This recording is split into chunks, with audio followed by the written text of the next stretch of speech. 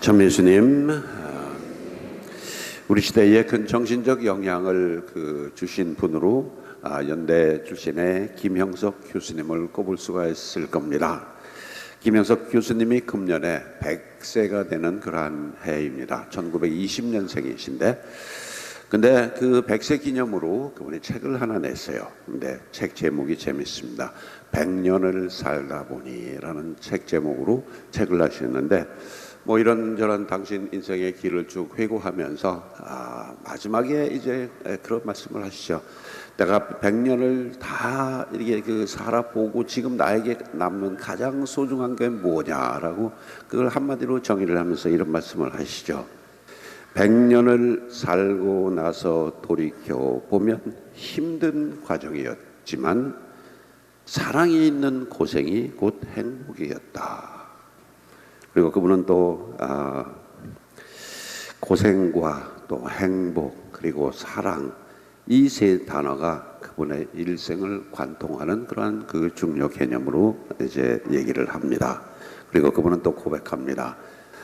내 인생의 길에 있어서 믿음이 있었다는 것이 참 행복했습니다라고 고백을 하죠.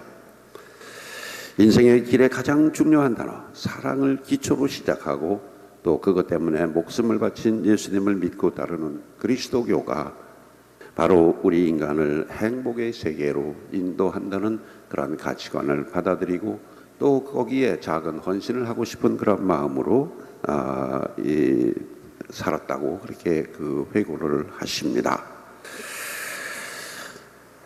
고생과 사랑 그리고 행복 이게 오늘 주제라고 할 수 있겠습니다. 오늘 부활 제6주일로서 부활 축제 기간이 이제 끝나는 그러한 주간입니다. 다음 주는 이제 예수님께서 영영 세상을 떠나는 예수 승천주일을 우리가 기념하게 됩니다. 제자들과 3년 그리고 또 부활하신 후에 40일 동안 함께 하시면서 예수님은 못다한 가르침을 주시고 이제는 그들과 영영 이별을 맞이하게 되는 순간을 맞이합니다. 예수님의 부활을 체험했다 하지만 아직도 많이 모자라고 부족한 그들 또 스승과의 이별을 또 불안해하는 제자들을 안심시키려고 오늘 복음 말씀을 예수님께서 하신다고 보면 됩니다. 내가 너희와 함께 있는 동안 이것들을 이야기하였다. 너희들의 보호자 곧 아버지께서 보내실 성령께서 너희에게 모든 것을 가르치시고 내가 너희에게 말한 모든 것을 기억하게 해주실 것이다. 다른 복음에서는 이렇게 말씀하십니다. 내가 아버지께 청하여 다른 보호자를 보내도록 하겠다. 그분은 영원히 너희들과 함께 하실 진리의 영, 즉 성령이시다 라고 말씀하십니다. 예수님께서는 세상을 떠나시면서 아버지의 뜻을 받드는 당신의 소명을 이어갈 두 가지 선물을 남기고 가십니다. 하나는 교회 그리고 또 다른 하나는 성령이십니다. 교회는 당신 나라의 하드웨어라고 할 수가 있겠고 성령은 그 교회를 이끌어가는 또 소프트웨어라고 그렇게 할 수 있을 것 같습니다.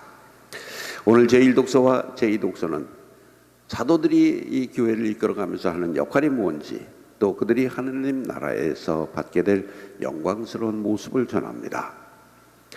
이제 그들은 예수님을 대신하여 그분의 가르침을 전하면서 분쟁과 이견을 조정하고 신자들을 올바로 인도하는 그런 역할을 하게 됩니다.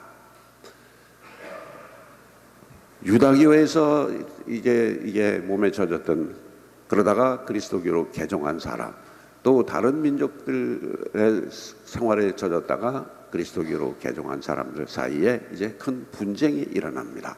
문제는 할례라는 것 때문에 그렇습니다. 할례는 호경 수술을 말하는 건데 이스라엘 사람들은 그 할례를 자기 민족의 일원으로 받아들이는 아주 중요한 그러한 이 행위로 이제 인정을 하고 시행을 해 왔습니다. 그러나 다른 민족 사람들은 그거는 그냥 평소 그냥 위생적인 거 뭐 그런 정도에 불과한 거지 그렇게 종교적인 의미가 있다고 생각을 하지 않아서 둘 사이에 이제 이걸 해야 한다 말아야 한다라는 그 문제로 이제 크게 싸움이 일어납니다. 그래서 바오로 사도는 이거 내가 결론 내릴 수 없으니까 예루살렘에 가서 다른 사도들하고 다 같이 함께 의논해서 진짜로 하나님의 뜻이 무엇인지 예수님의 뜻이 어떤 건지 우리가 결정을 해서 알려주겠다 하고 예루살렘에 가서 회의를 합니다. 그리고 거기에서 결론을 내려가지고 할례는 우리가 종교생활 하는데 필수적인 그런 조건은 아니다. 그러니 너무 그렇게 과거에 얽매여서 그리고 한 민족의 어떤 이 종교적인 전통에 얽매여서 우리 신앙을 흔들릴 필요가 없다라는 그 결론을 내리고 오늘 제1독서는 그 결론을 이제 다른 데서 개종한 사람들에게 이제 전하는 그런 내용입니다. 그래서 바오로 사도가 이제 예루살렘에 가서 사도들하고 같이 회의했던 그 회의를 우리는 예루살렘 회의라고 그렇게 표현을 하고 그것을 제1차 예루살렘 공의회라고 그렇게 표현을 합니다. 지금 현대 개념으로 공의회라는 것은 전 세계의 모든 주교님들이 사도들의 후기자인 주교님들이 다 모여서 교회의 현안 문제들 그리고 또 뭐 분쟁거리가 있는 그런 부분들을 이제 심도 있게 토의하고 이것이 예수님의 가르침과 교회의 정신에서 어떻게 부합되는지를 판단을 내려주는 뭐 그런 이 회의가 공의회라고 그렇게 표현을 합니다. 최근에 있었던 공의회는 제2차 바티칸 공의회입니다. 우리 본당에서 다음 주에 이 제2차 바티칸 공의회가 뭐고 어떤 것들을 우리가 큰 변화를 가져왔는지를 설명을 드릴 테니까 그때 강의를 한번 꼭들 참석해 주시면 좋겠습니다. 이렇게 하드웨어에 해당되는 어떤 교회의 역할이 있다면 성령은 그런 교회가 생명을 이어가고 존재의 이유를 알려주고 이끌어가는 사랑의 손길이다라고 말할 수 있습니다. 우리 신앙의 핵심은 또 그 본질은 기억과 기념이다라고 여러 차례 말씀드렸습니다. 교회는 예수님께서 가르치신 하느님의 뜻, 또 사랑의 본질, 행복한 삶 등에 대한 말씀들을 이렇게 기억해내면서 당신께서 보여주신 사랑의 길과 사랑의 행위 그리고 하나님께서 우리에게 원하시는 것 등에 대한 것들을 반복해서 기념하면서 우리를 신앙의 길로 또 행복의 길로 이끌게 됩니다. 김영석 교수님께서도 100년을 살아보고 뒤돌아보니 하고 과거에 그런 있었던 일들을 이렇게 회상하면서 이제 글쎄요 남은 내 생에 대해서는 말씀을 안 하십니다만은 그 회상하고 다시 기억해내는 그 작업이 신앙에 있어서 굉장히 중요한 출발점이 됩니다. 하나님이 어떻게 우리에게 은혜로운 일을 이렇게 베풀어 오셨는가를 우리가 기억해내는 그러한 일 그리고 그것을 이제 우리들의 지금 현재의 삶에서 어떻게 재현하고 어떻게 감사드리고 또 우리가 어떻게 살아야 하는가 하는 것을 기념하는 것이 바로 교회의 본질적인 요소라고 할 수 있습니다. 기억과 기념 반드시 기억해 주시면 되겠습니다. 김영석 교수님께서는 내가 100년을 살아보고 뒤돌아보니 남는 두 가지는 고생과 행복이더라라고 말씀을 하시죠. 그런데 그 두 단어를 관통하는 연결고리는 사랑이더라라고 그렇게 풀이해서 말씀드릴 수 있습니다. 고생스러운 인생에 사랑이 있다면 그 삶은 행복으로 결론 지을 수 있습니다. 그러나 고생스러운 그 삶에서 사랑이라는 단어가 빠진다면 그것은 그냥 고생 그 자체로 남는 그야말로 고행의 길이 되겠죠. 불교에서는 인생은 고해, 즉 고통스러운 고통의 바다라고 얘기를 합니다.